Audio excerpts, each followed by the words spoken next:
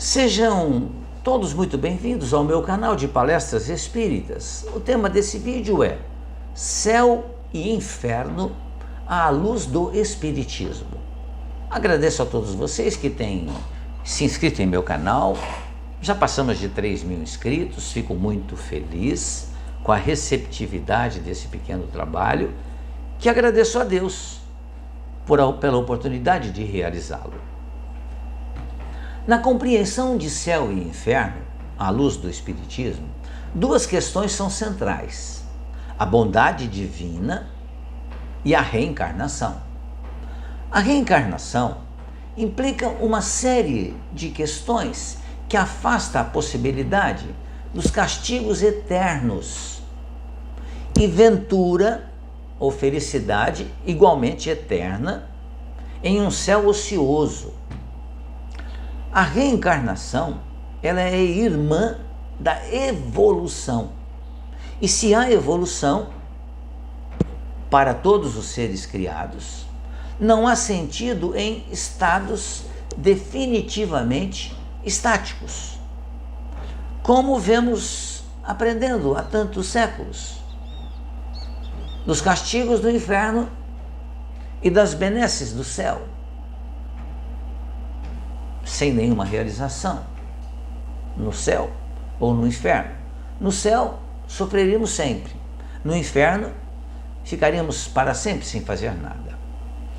Tais estágios evolutivos têm sua contrapartida em lugares espirituais compatíveis com o nível evolutivo dos seres, ou seja, se não é justo que alguém seja eternamente castigado por um crime passageiro, nem a frágil justiça humana, ela é assim tão intransigente, também não é correto que alguém que cumpriu seus deveres básicos vá para o mesmo plano que outro, que dedicou a vida ao semelhante. Assim, não existe o inferno, já que todos nós vamos nos redimir.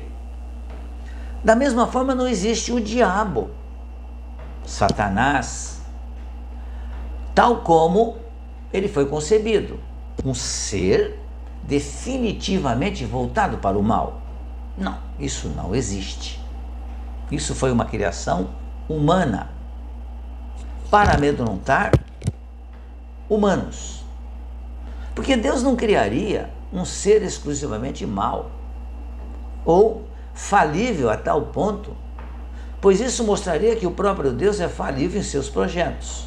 Ora, como que alguém que evoluiu até tornar-se aquilo que o comum das pessoas falam, um anjo, um ser perfeitamente bom, como é que esse ser, ele retrograda e se torna mal? A razão não nos deixa conceber isso. Porque as nossas conquistas morais, intelectuais, elas jamais se perdem, vão sempre para frente.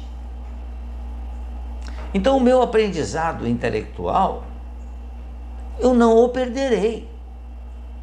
Com o avançar dos anos, eu posso esquecer, porque o corpo irá me dificultar que eu me lembre de tudo, principalmente se aparecer o Alzheimer. Então eu esquecerei, mas as minhas conquistas intelectuais estão nas minhas memórias que estão em mim, espírito. Agora, como é que um ser bom, extremamente bom, ele pode de uma hora para outra tornar-se mal, como a gente aprende, ou ainda vem aprendendo ao longo dos anos? Não faz sentido. Mas é permitido que se acredite nisso? Sim, é permitido, porque Deus nos deu o livre-arbítrio.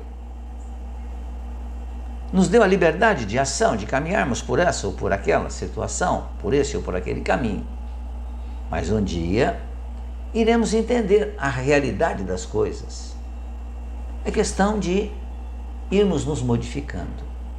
Muito menos faria Deus um ajuste com um ser desse quilate, para que esse ficasse com as almas desviadas. Ora, imagina só, Deus confabulando com o diabo, dizendo: olha, as almas que se perderem, que cometerem coisas ruins, você fica para você. Agora as boas ficam comigo.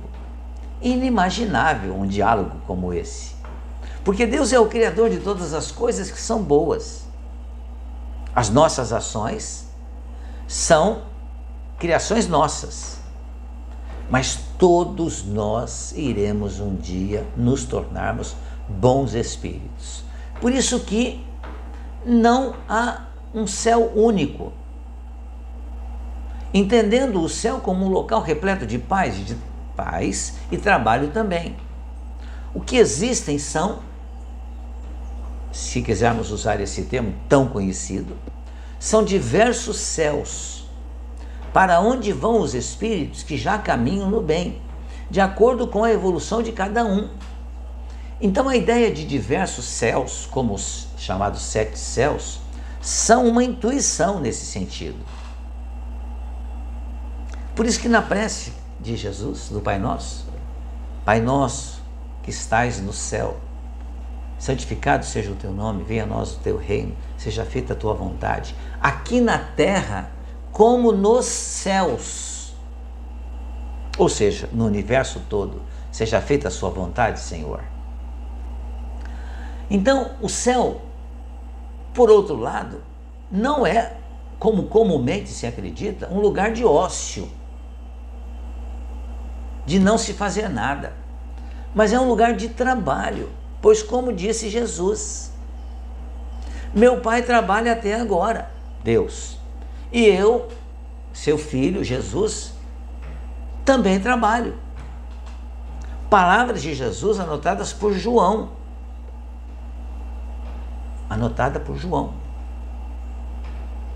um dos apóstolos de Jesus. Os exemplos mais notórios são relatados pelo Espírito André Luiz no livro Nosso Lar. O umbral, que é muito comentado, muito falado no livro, é um local onde estão os espíritos infelizes. Mas no Nosso Lar é uma colônia espiritual para onde vão espíritos no início da jornada de sua transformação. E no umbral, os espíritos não ficam para sempre. Ali há sofrimento, choros, ranger de dentes, sim, mas é uma criação mental, não é um local circunscrito.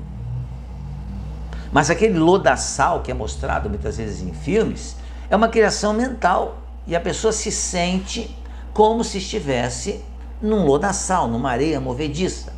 Mas é uma criação mental, porque isso de fato não existe. Mas além destes, há inúmeras outras esferas, colônias espirituais, piores ou melhores, conforme a evolução do espírito. A despeito disso, há que se abstrair da visão material da questão, não se podendo esquecer que céu e inferno, mais que lugares, são estados de espírito, ou seja, um espírito puro não passa ao estado de sofrimento, pelo fato de encontrar-se encarnado na Terra, ou em missão de socorro no umbral. Nem o espírito infeliz abandona suas dores para excursionar-se em um plano superior. André Luiz, o espírito, saiu do umbral e foi recebido em Nosso Lar, mas enquanto não se reconciliou com a própria história, não conquistou a paz. Em relação à bondade divina, não se pode conceber um Deus bondoso se ele condena seus filhos a castigos eternos. A bondade divina se expressa na reencarnação, que é um processo educativo do espírito que passa por provas e expiações, dores e doenças. Expiações são dores e doenças causadas pelas nossas ações. Então, todo espírito passa por isso, porque faz parte do seu processo de aperfeiçoamento. Mas eu preciso cometer um mal para saber que é mal? Não.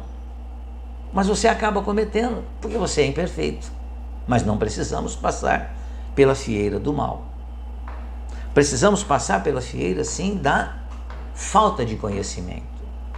Dessa forma, céu e inferno, à luz do Espiritismo, podem ser vistos como os diversos planos espirituais que galgamos, conforme a nossa sintonia moral e intelectual. Jesus mesmo disse: na casa de meu Pai há muitas moradas. Jesus se referia ao universo,